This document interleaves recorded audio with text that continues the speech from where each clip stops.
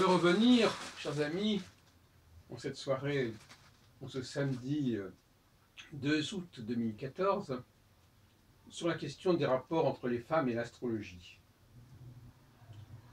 Je dirais que l'astrologie est un révélateur de ce qui distingue les hommes des femmes. Et je crois que grâce à l'astrologie, on comprend beaucoup mieux le psychisme féminin.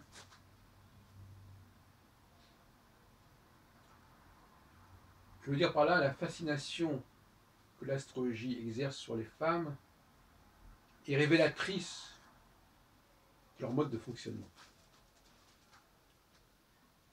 Et peut-être aussi de leur certain nombre de leurs fantasmes, voire de leurs frustrations.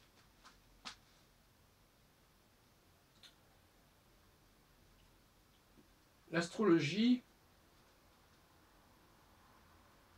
on pourrait caricaturer en disant que pour certaines personnes, l'astrologie, c'est la nature qui nous parle. Elle nous envoie des messages, elle nous envoie des signes. Ça peut être aussi les comètes, par exemple. À une certaine époque, à la fin du XVIIe siècle encore, on accordait beaucoup d'importance aux messages que les comètes nous envoyaient, surtout avant qu'on ait compris le cycle des comètes, donc grâce à Halley. Donc, le fantasme d'une nature qui parlerait de ce qu'elle est, qui s'exprimerait à travers un langage, correspond à une véritable utopie féminine. Car le monde réel ne fonctionne pas comme ça. Les objets ne nous disent pas ce qu'ils sont, ne nous parlent pas d'eux-mêmes. C'est à nous de les faire parler. Jean-Pierre Nicolas était entré dans cette logique un peu étrange. Cette idée de son système RET, c'est quand même l'idée que le système solaire a une structure interne qui s'exprime à travers les vitesses de révolution, à travers un certain nombre de phénomènes de ce genre, qui sont extrêmement mathématiques, si on peut dire, en tout cas, qui sont extrêmement parlants. Il y a un langage astral, comme dirait Chouinard en 1902. Mais le langage astral, ça veut dire les astres qui ont un langage. Alors que, je ne sais pas moi, le monde en général ne nous parle pas. Il ne nous parle que par le biais de certaines correspondances, de certaines analogies, enfin, qui ne constituent pas véritablement la démarche scientifique dominante.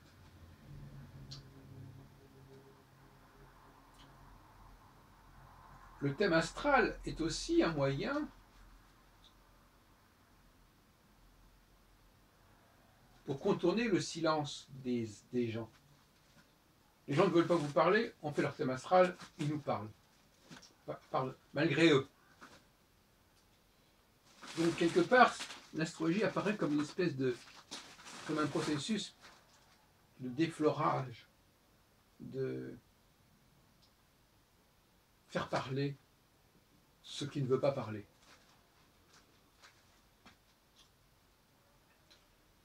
Et qu'est-ce que ça montre par rapport aux femmes? Ça montre que les femmes ont un besoin absolu du langage. Elles ne connaissent le monde que par le truchement du langage.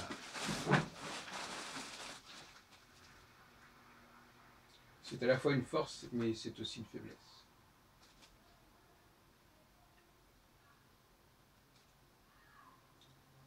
Parce que ce langage, ce sont les hommes qui le parlent. Ils font parler ce qui ne parlent pas. Alors que les femmes ne peuvent faire parler que ce qui parle, si on peut dire. les astres nous parlent, donc on peut les faire parler. Mais s'ils ne nous parlaient pas, ce serait aux hommes de nous dire ce qu'ils disent. Parce que les hommes, ils ont une autre façon d'appréhender le monde qui ne passe pas par le langage, même si elle peut se traduire par le langage, mais elle ne passe pas par le langage. C'est toute la démarche scientifique qui consiste justement à faire parler le monde.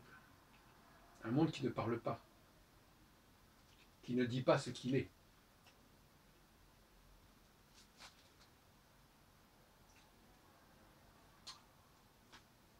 Qu'est-ce que ça signifie? Ça signifie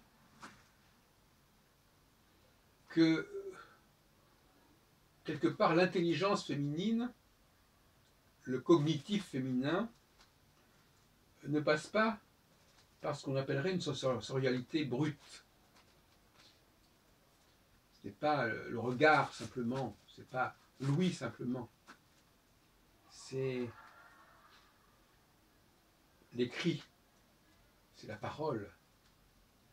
C'est quelque chose de beaucoup plus élaboré. Et en ce sens, il faut bien dire que les femmes nous font penser aux machines, qui elles aussi ne comprennent que le langage. D'ailleurs, on dit qu'on va parler le langage des machines, le langage informatique notamment.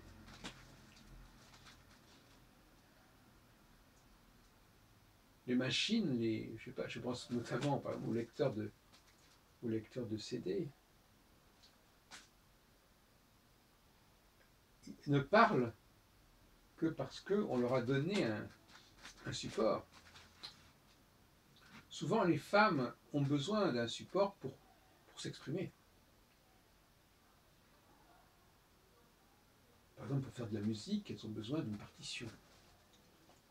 Pour parler, elles ont besoin d'un texte. En ce sens-là, on peut dire qu'elles sont dans l'avoir. Dans l'avoir. Pas dans le voir, mais dans l'avoir. C'est-à-dire qu'elles ont besoin d'outils.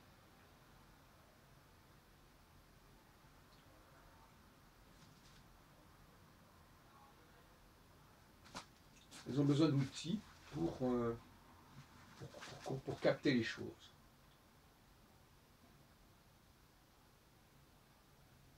Le langage est un outil.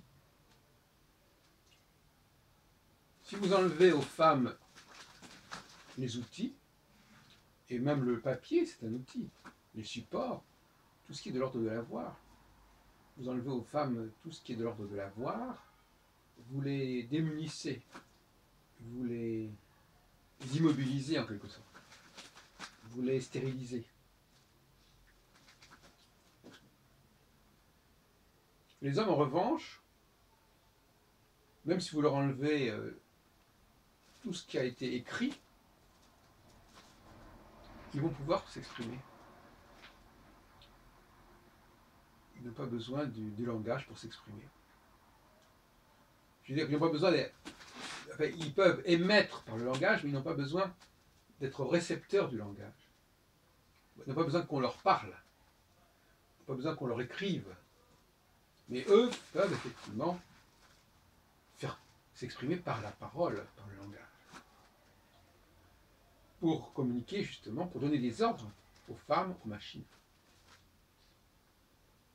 On ne s'étonnera donc pas qu'il y ait dans les réunions astrologiques, les messes astrologiques, les colloques, les grandes soirées où il y a 100, 200, 300 personnes, en province comme à Paris, une très grande majorité de femmes. Parce qu'en fin de compte, cette idée, la croyance astrologique, qu'est-ce que c'est? La croyance astrologique, ce n'est pas ce qu'on a dit jusqu'à présent. La croyance astrologique, c'est l'idée que les astres nous parlent. Voilà.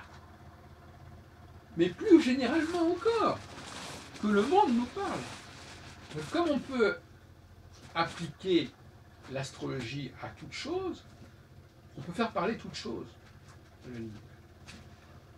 L'astrologie nous permet de traduire en langage toute chose à laquelle elle s'applique, puisqu'il suffit de faire le thème de quelque chose pour savoir, pour faire parler la chose en question.